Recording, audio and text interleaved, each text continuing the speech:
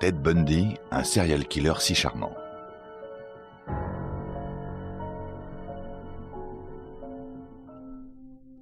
Un suspect. Le 16 août 1975, le sergent Bob Eward patrouillait au volant de son véhicule dans la région de Salt Lake County lorsqu'une étrange coccinelle rouillée le doubla. Eward était un habitué du coin, connaissait tous ceux qui y habitaient et n'avait jamais vu cette coccinelle dans le voisinage. Lorsqu'il alluma ses phares pour mieux voir la plaque d'immatriculation de la coccinelle, celle-ci éteignit tous ses feux et s'éloigna rapidement. Le sergent Eward prit alors le véhicule en chasse. La coccinelle brûla 2 stops avant de s'arrêter à une station d'essence.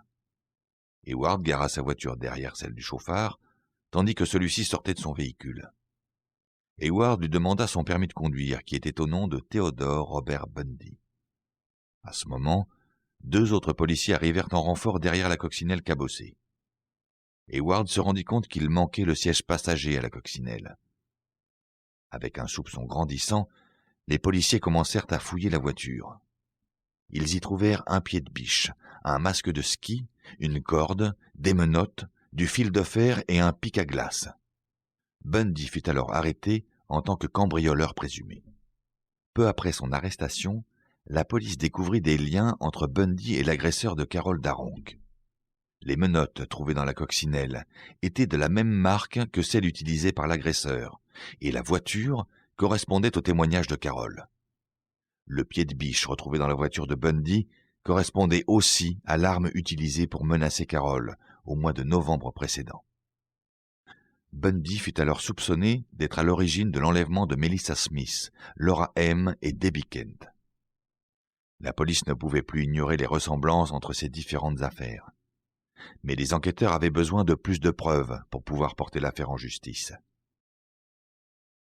Le 2 octobre 1975, Carole Daronc, la metteuse en scène du lycée de Viewmont et une amie de Debbie Kent, se retrouvèrent dans un commissariat de l'Utah face à 7 suspects alignés dont l'un était Bundy. Les enquêteurs ne furent pas surpris de voir Carole Daronc accuser Bundy d'être son agresseur. La metteuse en scène et l'amie de Debbie Kent reconnurent également en Ted l'homme qu'elles avaient vu errer autour de la salle de spectacle la nuit où Debbie Kent avait disparu. Bien que Ted clamait haut et fort son innocence, la police était certaine d'avoir mis la main sur le meurtrier. Quelques heures après, l'enquête battait son plein pour rassembler un maximum d'informations sur le suspect, connu sous le nom de Theodore Robert Bundy.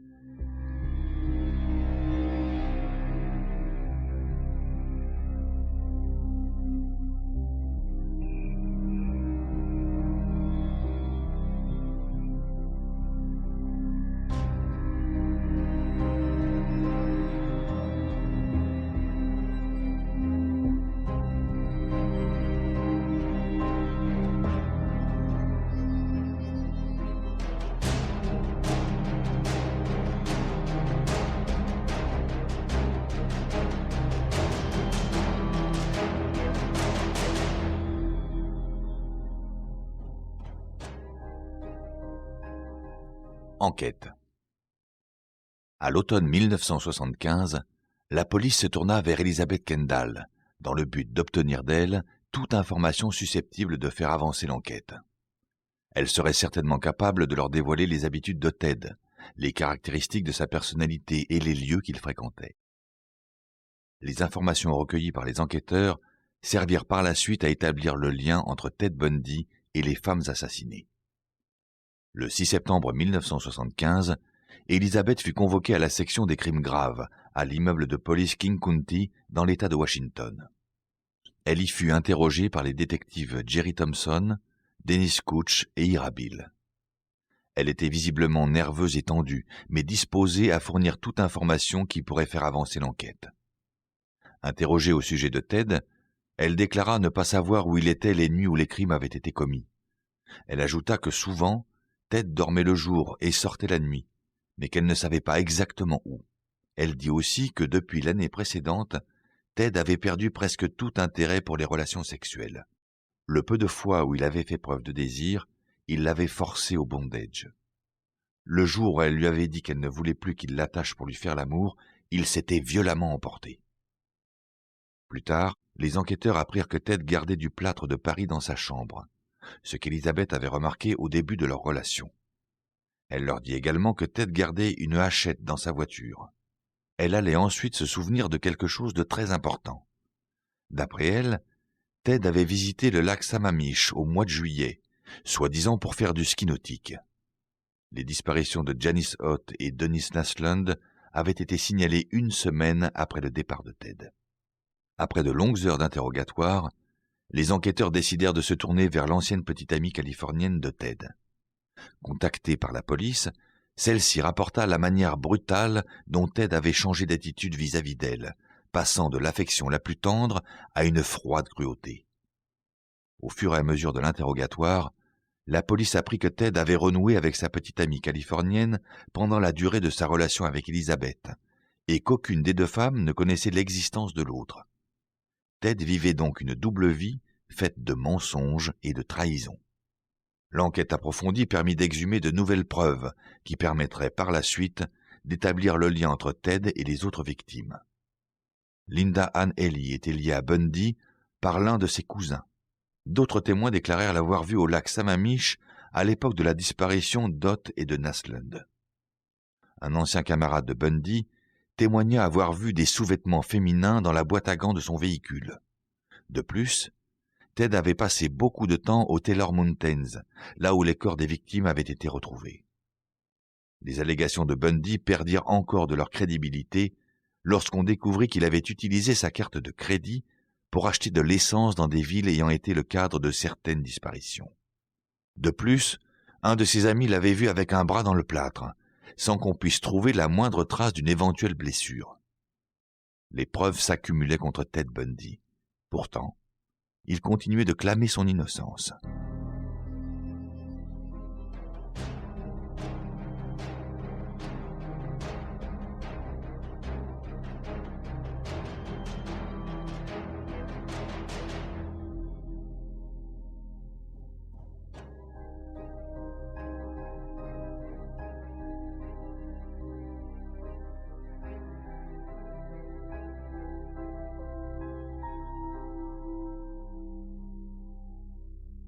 Coup du sort. Le 23 février 1976, Ted Bundy fut jugé pour l'enlèvement de Carol Daronk. Il se montra confiant et détendu, convaincu que la justice le laverait de toute accusation. Il pensait que la police ne disposait pas de preuves suffisantes pour le faire condamner, mais il se trompait lourdement. Lorsque Carol Daronk se présenta à la barre, elle raconta l'attaque qu'elle avait subie 16 mois plus tôt. Lorsqu'on lui demanda si elle reconnaissait son agresseur, elle se mit à pleurer en désignant du doigt l'homme qui s'était présenté à elle sous le nom de lieutenant Roseland. Tous les yeux se tournèrent vers Ted Bundy, qui rendit un regard glacial à Daronk. Plus tard, Bundy dit n'avoir jamais vu la victime, mais il n'avait pas d'alibi. Le juge consacra son week-end à l'étude du dossier, puis rendit son verdict. Sans l'ombre d'un doute, Ted Bundy était coupable d'enlèvement aggravé. Le 30 juin, on le condamna à une peine allant d'1 à 15 années de réclusion criminelle, avec la possibilité d'être libéré sur parole. En prison, Bundy fut soumis à l'évaluation psychologique qu'avait réclamée la Cour. Les psychologues ne purent le déclarer ni psychotique, ni névrosé, ni victime d'un problème cérébral, ni alcoolique, ni drogué, ni atteint d'un problème de personnalité, ni amnésique, ni sexuellement déviant. Ils conclurent que Ted avait une forte dépendance à l'égard des femmes, et que cette dépendance était suspecte. Une évaluation plus approfondie leur permit d'ajouter que Ted avait peur d'être humilié lors de ses rapports avec les femmes. Tandis que Bundy croupissait en prison, les enquêteurs continuaient à chercher les preuves qui permettraient de faire le lien avec les meurtres de Karen Campbell et de Melissa Smith. Bundy ne s'attendait pas à plonger dans les ennuis jusqu'au cou. Les détectives découvrirent dans sa coccinelle des cheveux qui furent examinés par le FBI. Les caractéristiques de ces cheveux se révélèrent identiques à celles des chevelures de Campbell et de Smith. L'analyse approfondie du crâne de Campbell mit en évidence des marques causées par un objet contondant et qui correspondaient aux pieds de biche retrouvés dans la coccinelle un an auparavant. Le 22 octobre 1976, la police du Colorado déclencha des poursuites contre Ted Bundy pour le meurtre de Karine Campbell. En avril 1977, Ted fut transféré à la prison de Garfield County dans le Colorado en attendant d'être jugé pour le meurtre de Karine Campbell. Pendant la préparation de sa défense, Bundy se montra de plus en plus mécontent du travail de son avocat, le trouvant inutile et incapable. Il finit par le renvoyer. Fort de quelques connaissances en droit, Bundy pensait qu'il ferait mieux d'assurer lui-même sa défense. Il avait la certitude de gagner son procès, prévu le 14 novembre 1977. Beaucoup de travail l'attendait.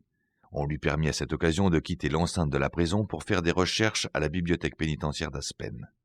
Ce qu'on ignorait, c'est qu'il préparait en réalité son évasion.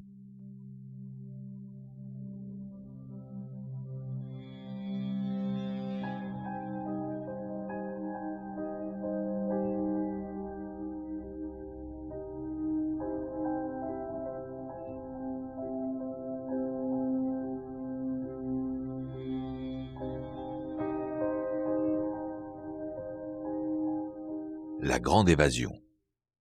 Le 7 juin, pendant son transfert de la bibliothèque à la prison, Bundy réussit à bondir par une fenêtre restée ouverte. Dans sa chute, il se blessa à la cheville, mais il était libre. Comme il ne portait ni chaîne ni menottes, il se fondit aisément parmi les citoyens de la ville d'Aspen. Ted préparait son évasion depuis longtemps. La police d'Aspen fut prompte à bloquer les routes autour de la ville, mais Ted savait qu'il ne devait pas franchir les limites d'Aspen et rester discret. Il y eut une immense battue rassemblant des chiens de chasse et 150 rabatteurs. Mais Ted réussit à passer entre les mailles du filet pendant des jours et des jours. Pendant sa cavale, Bundy put survivre en volant de la nourriture dans les tentes des campeurs des environs. Lorsqu'il en trouvait une abandonnée, il y passait la nuit. Mais c'était une voiture qu'il lui fallait. Il en avait besoin pour traverser les barrages de police. Il ne pourrait pas rester à Aspen très longtemps. Ted croyait dur comme fer que son destin voulait qu'il soit libre. Interrogé plus tard, il déclarerait que rien ne se passait jamais mal. Si d'aventure quelque chose se passait mal, alors ce qui arrivait ensuite était si positif qu'au final, l'équilibre était plus que rétabli.